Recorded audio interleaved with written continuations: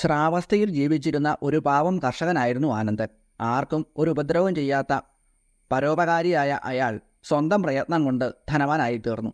അഹങ്കാരികളും ക്രൂരന്മാരുമായ അയാളുടെ ബന്ധുക്കൾക്ക് ആനന്ദനോട് വിരോധം തോന്നി.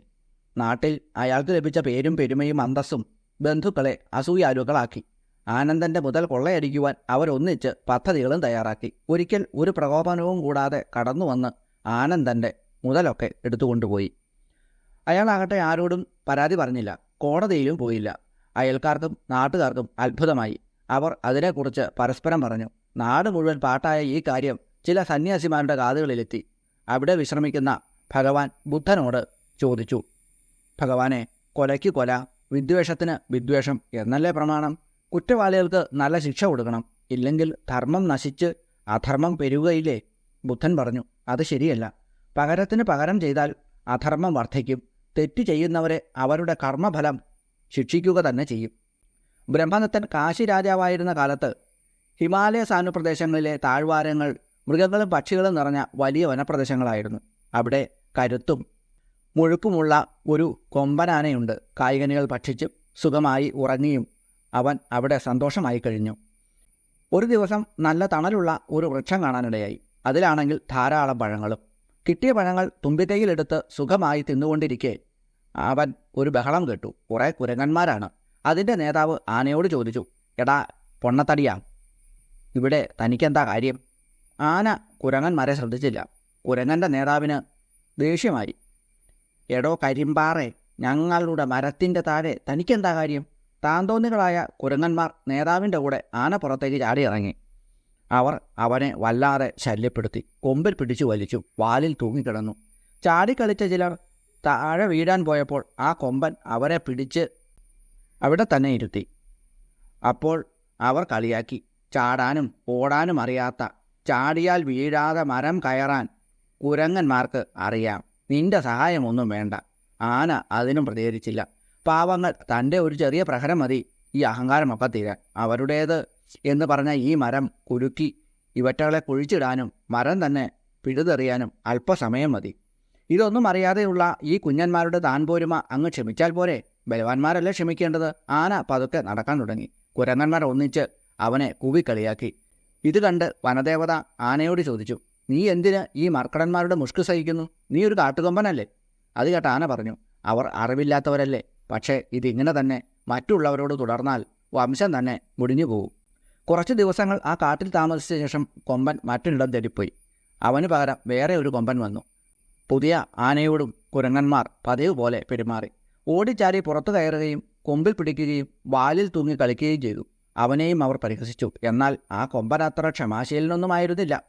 കൊല കൊമ്പൻ എന്നാണ് അവൻ ആ കാട്ടിൽ അറിയപ്പെട്ടിരുന്നത്. കുരങ്ങന്മാരുടെ വിവേകാശൂന്യമായ പ്രവൃത്തി അവനെ ദേഷ്യം പിടിപ്പിച്ചു. ഉച്ചത്തിൽ അവൻ ചിഹ്നം വിളിച്ചു. പുറത്തിരുന്ന കുരങ്ങന്മാരെ കിട്ടിയതിനെയൊക്കെ പിടിച്ച് നിലത്തെറിഞ്ഞു. ചിലതിനെയൊക്കെ കൊമ്പുകൊണ്ട് കുത്തിക്കീറി. മറ്റു ചിലതിനെ ചവിട്ടി ചതച്ച് ചമ്മന്തിയാക്കി. പാവം കുരങ്ങുകൾ ബാക്കിയുള്ളവ ജീവനും കൊണ്ട് ഓടി രക്ഷപ്പെട്ടു. ഇപ്പോൾ വ്യക്തമായില്ലേ? ശ്രീബുദ്ധൻ ചോദിച്ചു. അവരെല്ലാം തലയാട്ടി. താൻ താൻ നിരന്തരം ചെയ്യുന്ന കർമ്മങ്ങൾ താൻ താൻ അനുഭവിച്ചിടുകെന്നേ വരൂ.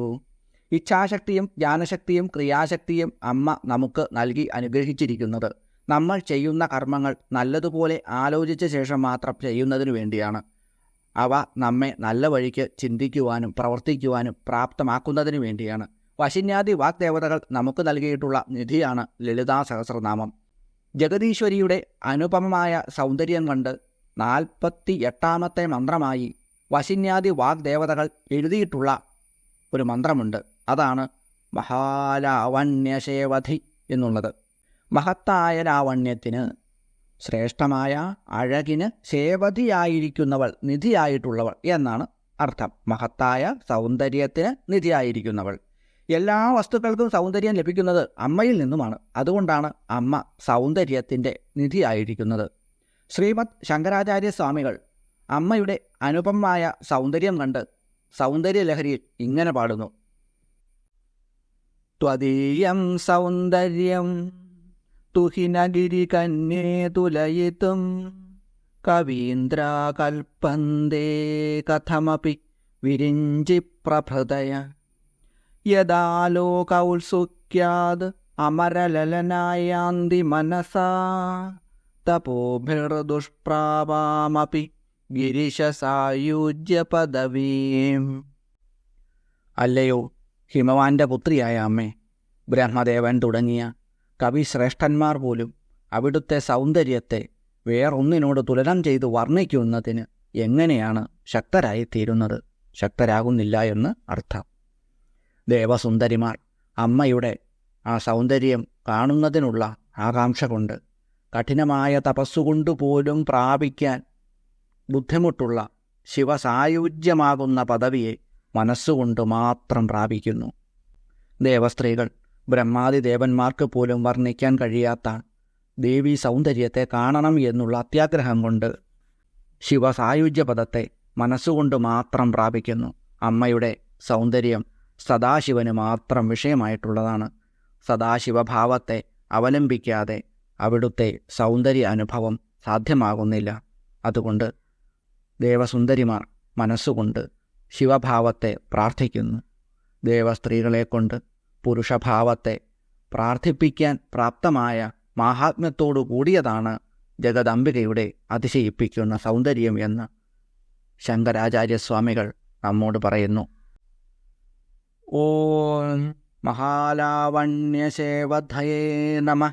ഓം ഓം ഹ്രീം മഹാലാവണ്യശേവധയേ നമഃ.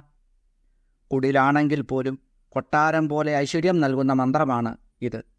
ജഗദീശ്വരിയുടെ സൗന്ദര്യം പോലെ നാം വസിക്കുന്ന ഭവനം, നമ്മുടെ മനസ്സ്, ശരീരം എല്ലാം ഐശ്വര്യപൂർണമായി സൗന്ദര്യാത്മകമായി പ്രകാശം പരത്തുന്നതിന് ഈ മന്ത്രം നമ്മെ പ്രാപ്തരാക്കും.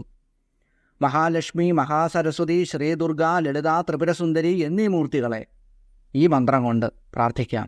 ഈ പറഞ്ഞ ഏത് ദേവതയെയാണോ ഇഷ്ടമുള്ളത് ആ ദേവതയുടെ രൂപം മനസ്സിൽ ധ്യാനിച്ചുകൊണ്ട് മന്ത്രം ജപിക്കുക. ആഗ്രഹമുള്ളവ സാധ്യമാകും. മഹാലക്ഷ്മിയെയാണ് പ്രാർത്ഥിക്കുന്നതെങ്കിൽ ധനധാന്യ സമൃദ്ധിയും ഭാഗ്യലബ്ധിയും ഉണ്ടാകും.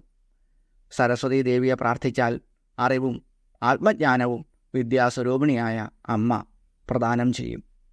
വിദ്യാർത്ഥികൾക്ക് ഏറ്റവും നല്ലതാണ് ഈ മന്ത്രം. ശ്രീദുർഗയെയാണ് പ്രാർത്ഥിക്കുന്നതെങ്കിൽ ശത്രുദോഷം മാറി ഐശ്വര്യസിദ്ധി ഉണ്ടാകുന്നതാണ്. ശ്രീ പാർവതീ ദേവിയെ ധ്യാനിച്ചുകൊണ്ട് ഈ മന്ത്രം 21 പ്രാവശ്യം തിങ്കൾ, വെള്ളി എന്നീ ദിവസങ്ങളിൽ ജപിക്കുന്ന അവിവാഹിതർക്ക് മംഗല്യഭാഗ്യവും ഉണ്ടാകുന്നതാണ്. ചിദഗ്നിയിൽ നിന്നും ആദ്യം വശിന്യാദി വാഗ്ദേവതകൾ കണ്ടത് ഒരു വലിയ ജ്യോതിസാണ്. അതിൽ ആഭരണം, വസ്ത്രം, മാലകൾ എല്ലാം ചുവപ്പ് നിറമായി അമ്മയെ കാണാൻ അവർക്ക് കഴിഞ്ഞു. ബ്രഹ്മാണ്ഡം മുഴുവൻ ആ ജ്യോതിസ് ചുവപ്പ് കൊണ്ട് മൂടിക്കളഞ്ഞു.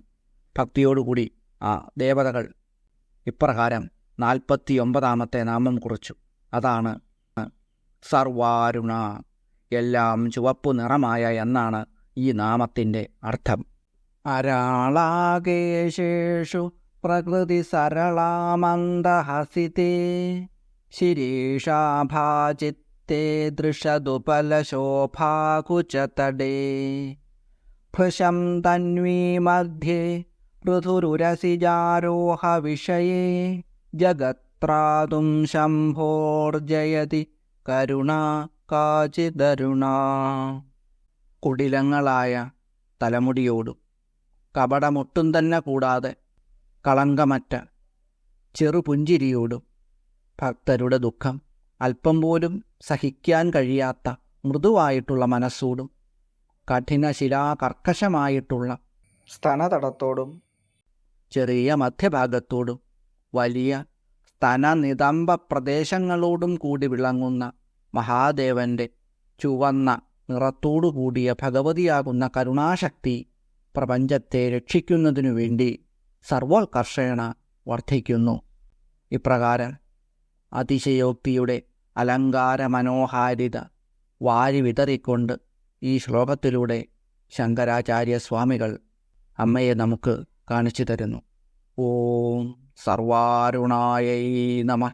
ഓം ഓം ഹ്രീം സർവാരുണായൈ നമഃ. ഈ മന്ത്രം ജപിച്ച് ഉദയസൂര്യനിൽ അമ്മയെ ചുവന്ന നിറത്തിലുള്ള വസ്ത്രം ധരിച്ചുകൊണ്ട് പുഞ്ചിരി പൊഴിക്കുന്ന മുഖത്തോടെ ധ്യാനിക്കുന്നവർക്ക് രോഗമുക്തിയും കാര്യസിദ്ധിയും ഉടനടി സാധ്യമാകും. അടുത്ത നാമമന്ത്രമാണ് അനവദ്യാംഗി എന്ന നാമമന്ത്രത്തിലൂടെ വശന്യാദി വാഗ്ദേവതകൾ ഇതുവരെ പറഞ്ഞിട്ടുള്ള അമ്മയുടെ വർണ്ണന ഒന്നുകൂടി ഉറപ്പിക്കുകയാണ് ചെയ്യുന്നത്.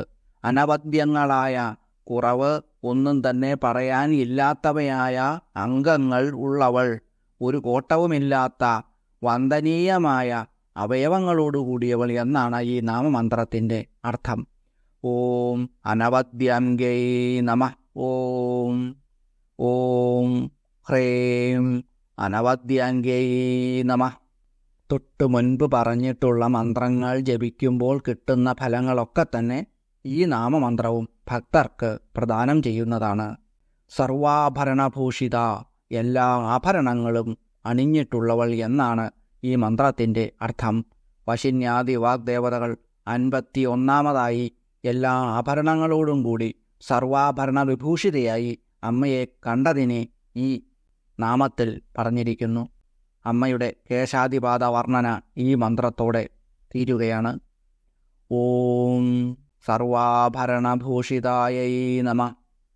ഓം ഓം ഹ്രീം സർവാഭരണഭൂഷിതായൈ നമഃ. വിവാഹിതകളായ സുമംഗലികളായ സ്ത്രീകൾക്കെപ്പോഴും ജപിക്കാവുന്ന മന്ത്രമാണ് ഇത്. അല്ലാത്തവർക്ക് പാടില്ല എന്നല്ല, എല്ലാവർക്കും ജപിക്കാം. ദീർഘസുമംഗലികളായി സന്തോഷത്തോടുകൂടി ജീവിതം നയിക്കുന്നതിന് അത്യുത്തമമാണ് ഈ മന്ത്രം. ദമ്പതികൾ ഒരുമിച്ച് പ്രഭാതങ്ങളിൽ ഉദയസൂര്യനിൽ നോക്കി ശ്രീ മഹാദേവനൊപ്പം അമ്മയെ ധ്യാനിച്ച് ഈ മന്ത്രം 7 പ്രാവശ്യം ജപിക്കുക. കുടുംബത്തിലെ എല്ലാ ദോഷങ്ങളും മാറുന്നതാണ്. ആദിപരാശക്തിയായ ജഗദംബിക എല്ലാവരെയും സമൃദ്ധമായി അനുഗ്രഹിക്കട്ടെ എന്ന് പ്രാർത്ഥിച്ചുകൊണ്ട് അവിടുത്തെ തൃപ്പാദപത്മങ്ങളിൽ സഹസ്രകോടി പ്രണാമങ്ങൾ അർപ്പിച്ചുകൊണ്ട് നിർത്തുന്നു. നന്ദി, നമസ്കാരം.